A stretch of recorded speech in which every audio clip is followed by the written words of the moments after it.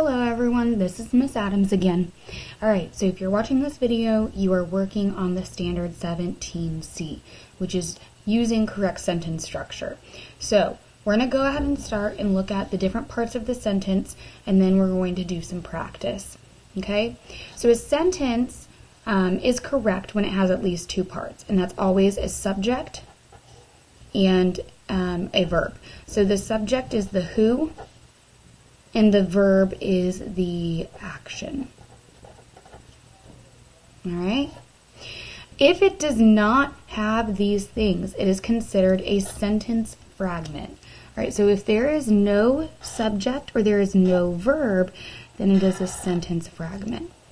All right? A sentence fragment is considered to be not a complete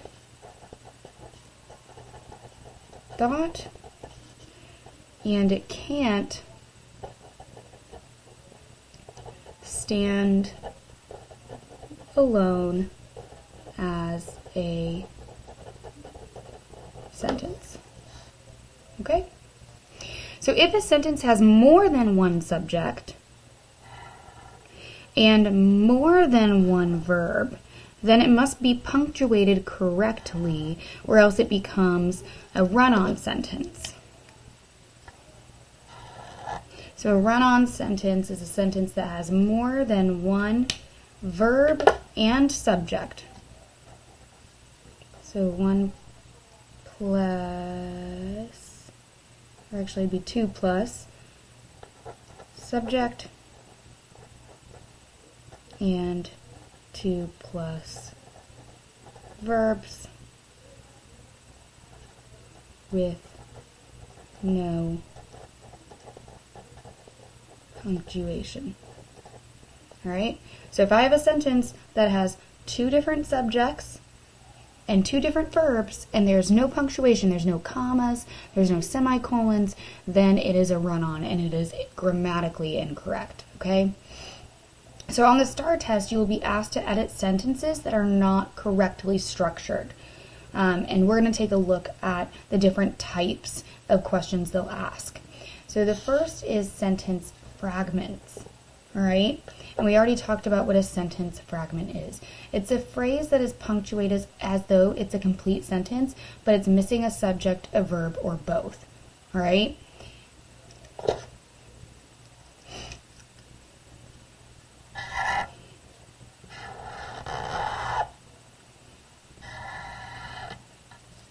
All right, so a correct sentence always has a subject and a verb. On the STAR test, you will often be asked to join a fragment to a sentence before or after it. So we're combining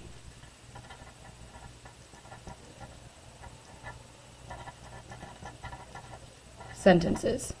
All right, so if it's asking you to join a fragment to a sentence, then we need to combine two sentences within the text.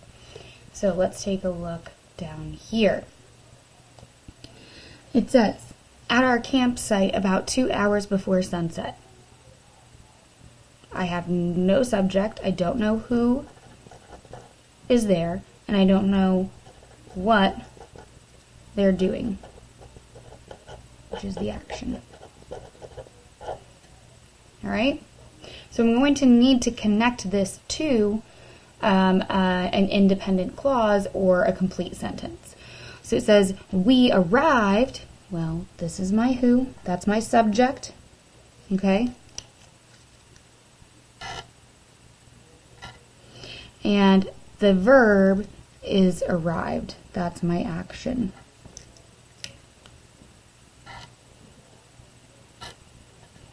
And it makes this a complete thought, a complete sentence. We arrived at our campsite 2 hours after, 2 hours before sunset. Then we have, after we set up our tent and other gear. Well, what happened after they set up their tent and other gear? So we have the who, but before the period, we do not have the what. We do not have the action. The action says we cooked hot dogs over the fire. So this is the action, and this is the subject here, the who, and so we need to connect this thought to this thought. So we're going to combine those two sentences. So it says, after we set up our tent and other gear, comma, we cooked hot dogs over the fire. Well, we didn't change this sentence at all. So we connected it, but we didn't change it. This is still a dependent clause. It cannot stand on its own. And then we have our independent clause, our sentence that could stand on its own. So if we've combined a dependent clause with an independent clause using a comma, we have created a complex sentence.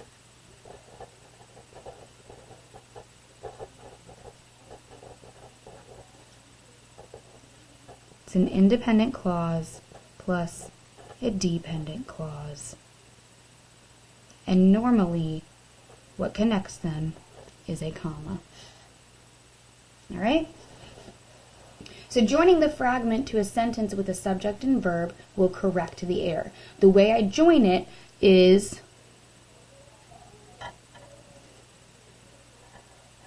with a comma. Okay? All right, so we're going to check our skills here. So what I want you to do is follow along with me, and we're going to combine sentences together. All right?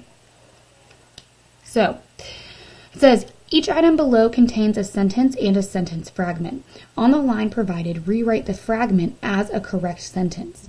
There is more than one way to correct each error. All right, so first thing I want us to do is identify the independent clauses and the dependent clauses. Which sentence can stand on its own and which sentence cannot. It says the plumber caused even more damage. Well, the plumber is my who, or my subject. Caused is my action, so that's my verb. So that one is an independent clause.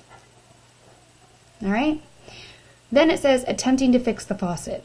Well, attempting to fix can be an action, but I have no subject here. I don't know who is attempting to fix the faucet. So this becomes my dependent clause. It cannot stand on its own, and putting a period at the end of it is grammatically incorrect. So I need to figure out, how do I fix this? Well, I could turn it into a complex sentence like I did before. It says, after we set up our tent and other gear, we cooked hot dogs over the fire. Well, after attempting to fix that faucet, he probably caused more damage. So I could either say the plumber caused even more damage after attempting to fix the faucet, or I could say that after attempting to fix the faucet, the plumber caused even more damage. So the second one would look a lot like this guy up here. I'm actually going to show us the first way I explained it. So we're going to just write down the words in order as they appear on this first sentence. So it says the plumber caused even more damage. And I'm going to add the word after. After is what we call a DMW, all right? And a DMW is a dependent marker word. It indicates to me that this sentence or this clause is going to be dependent on another action and verb. So if I add the word after here,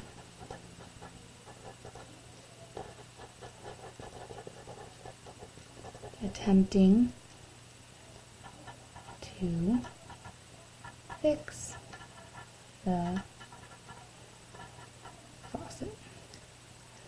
Then I fixed the sentence. I've combined them. Now, notice I did not put a period right there in between the first clause, the independent clause, and the dependent clause. If you look carefully, the sentence up here has the dependent clause first and the independent clause second. And this sentence has the independent clause first and the dependent clause second.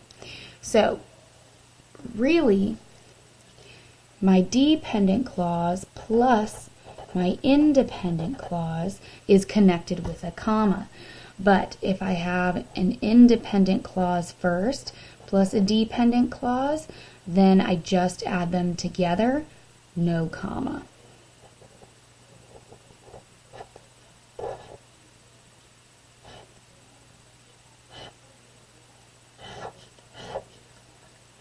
All right. So I don't need to add a comma into the sentences I just combined. 2, you will get better at basketball if you practice the basic skills every day.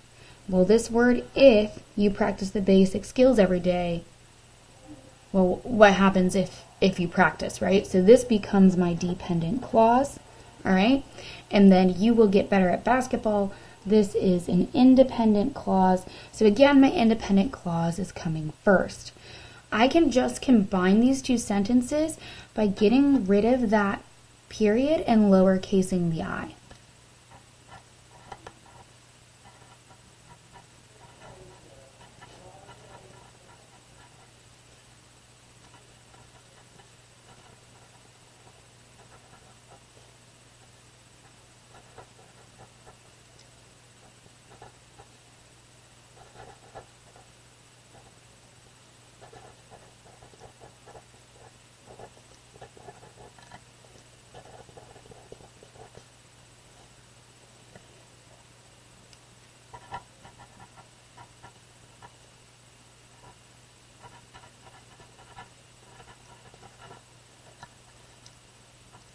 Now, if I wanted to flip it, if I wanted to say, if you practice the basic skills every day, then I would have to put a comma, and then I could add, you will get better at basketball. So if I flip it, and I put my dependent clause first, I have to have a comma. All right, let's look at this last one. It says, after bandaging the puppy's paw, the veterinarian explained how to care for the wound. Well, if you can't see it because my pen went over it, but there is a period here, and I've got to get rid of that because this is a DMW, and that indicates that this is a dependent clause. All right? The veterinarian explained how to care for the wound. Well, I have my who, my subject, and I have my verb, my action. So this one is an independent clause. All right? Now, if we look back up here, the dependent clause is first this time, so I need to combine them using a comma. So I'm going to say after bandaging the puppy's paw, add that comma to connect it to the independent clause. The veterinarian explained how to care for the wound. All right, perfect. Okay, so now we're going to turn the page.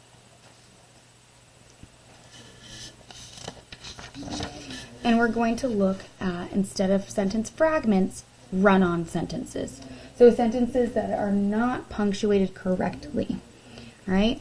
So it says a run-on sentence happens when two complete sentences, so a run-on sentence when two complete sentences, independent clauses, so those ones that could stand on their own because they had a subject and a verb,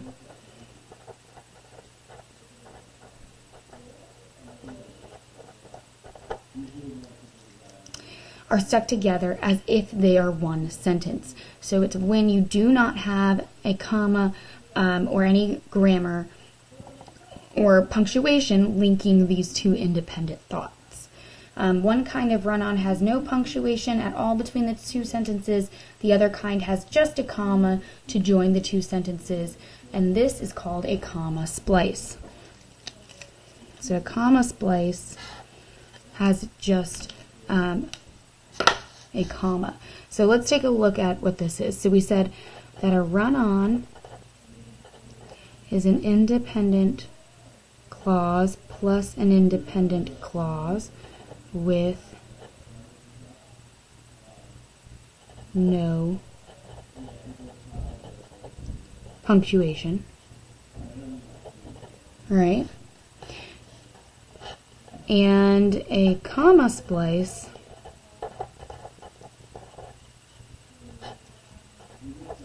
is an independent clause plus an independent clause only using a comma, and we don't like that. All right? So last page, when we were combining those two sentences, all we had to use was a comma. But remember, it's only if the dependent clause came first. If the independent clause came first, then we didn't need to use a comma. This time, we cannot just combine two independent clauses with a comma. We have to add something else. So let's take a look.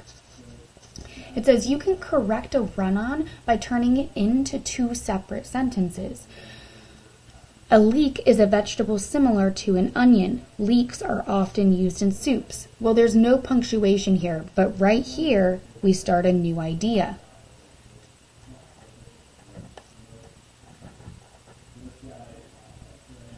So, the word leek starts a new complete thought, so this is a run-on sentence. A leek is a vegetable similar to an onion. I added the period there. Leeks are often used in soups. So breaking the thought up into the two different sentences corrects our error. Another way we can fix a run-on is to use a comma, but only if we have a coordinating conjunction. So I'm going to have, we can use a comma, but with a coordinating conjunction. A coordinating conjunction is what we call fanboys. And if you don't know what the fanboys are, it is for, and, nor, but, or, yet, and so. They are coordinating conjunctions because they're combining two of the same thing.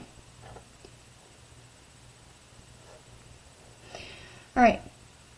Coordinating conjunctions are the word for, and, nor, but, or, yet, so. Sometimes you can correct a run-on by turning one independent clause into a phrase or a subordinate clause.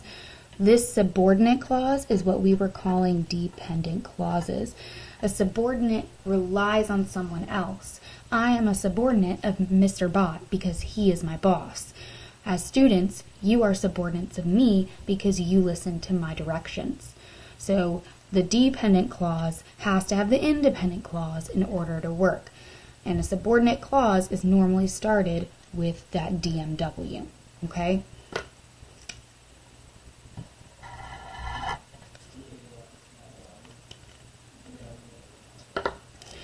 Leeks are in the same family as onions, comma, they have a milder flavor.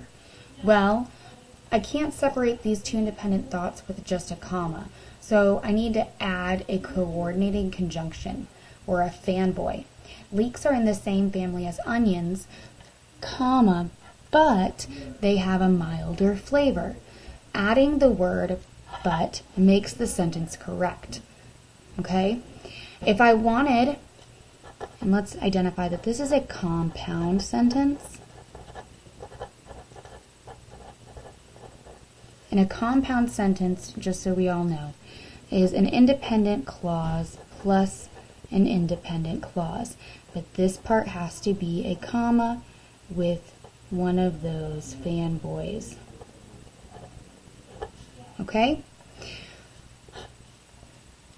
Then it says, although is one of those DMWs, those dependent marker words, which indicates that this is a dependent clause or a subordinate clause. And then we see the comma to connect it to the independent clause. They have a milder flavor. So because we have a dependent clause plus an independent clause, just like on the last page, this becomes a complex sentence.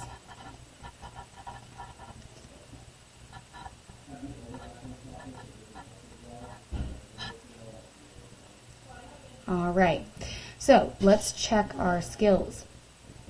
It says, rewrite each run-on correctly on the line provided. There is more than one way to correct some of the run-ons. So let's take a look at number 4. It says, the red peppers in our garden are almost ripe, comma, they will taste delicious on salads.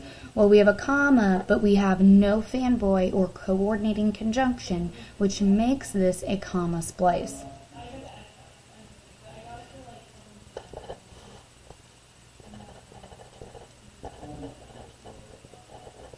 So in order to fix this comma splice, we can either turn it into 2 sentences, or we can put a coordinating conjunction in here. I'm going to say, let's use a coordinating conjunction. So it says that the red peppers in our garden are almost ripe. And then there's a comma, and I need to add a coordinating conjunction. Now, in order to add the correct coordinating conjunction, I need to identify the relationship between these 2 ideas or these 2 sentences. So, red peppers in our garden are almost ripe. They're almost ready to eat. They will taste delicious on salads. So I think that we are saying that this is another piece of information. So looking at my fanboys, probably the best one is and. I'm adding information here. And they will taste great. Or I guess it says delicious. My bad. Delicious on salads. Beautiful. I have my comma and I have my coordinating conjunction or my fanboy. Sentence 5. Heidi enjoys watching baseball on TV, comma, I would prefer to go to a live game. I have another comma splice here. Alright, so let's actually split this one into 2 sentences since we used the compound sentence in the previous one, which was us combining both of those independent clauses using a comma and a fanboy. So we're going to say Heidi enjoys watching baseball on TV, and I'm going to just end the thought there and put a period. I would prefer to go watch a live game. Another complete thought. Okay, last one. My aunt and uncle, ooh, there's a typo here. They made a mistake. My aunt and uncle traveled to Iceland. They saw the northern lights. I see no punctuation here, which makes this one a run-on. So I need to add punctuation. I can either turn this into 2 independent sentences, or I can combine it and make it a compound sentence. Or I could add a DMW and turn it into a complex sentence. Let's see. Let's make it a complex sentence. So I'm going to start with the word when. That becomes my DMW. It will turn that first sentence into a dependent clause. So when my aunt and uncle traveled to Iceland. So my aunt and uncle traveled to Iceland is the end of the first thought, and then the second thought is they saw the northern lights. So I added a DMW here to turn this into a dependent clause. When my aunt and uncle traveled to Iceland, well, what happened, right? It can't stand on its own. It's not a complete thought. It becomes dependent. Since I put the dependent clause at the beginning of the sentence, I need a comma to connect it. All right, so I'm going to say, comma, they saw the northern lights. I'm going to end that thought there. All right, perfect. So in the first one, I have a compound sentence.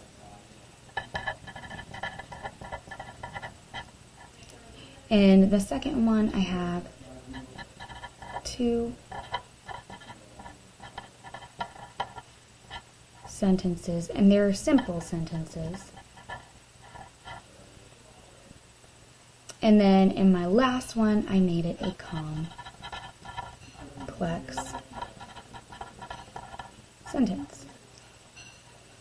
All right, so you're going to turn the page, and now you are going to practice combining sentences on your own. So go ahead and turn to the next page.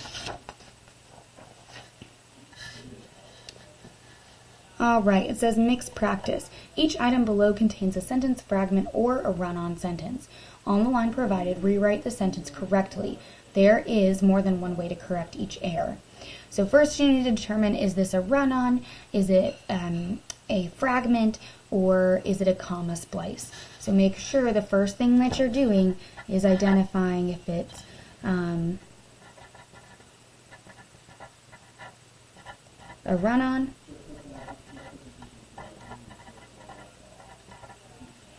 comma splice, or a fragment. All right, so you need to figure that out first. Then, once you figure that out, you can use the first couple pages as notes to then combine or correct that sentence. Go ahead and give this a try on your own. Then, when you're done, you can fill out the video or the reflection for this video and move on to your next standard. Good luck.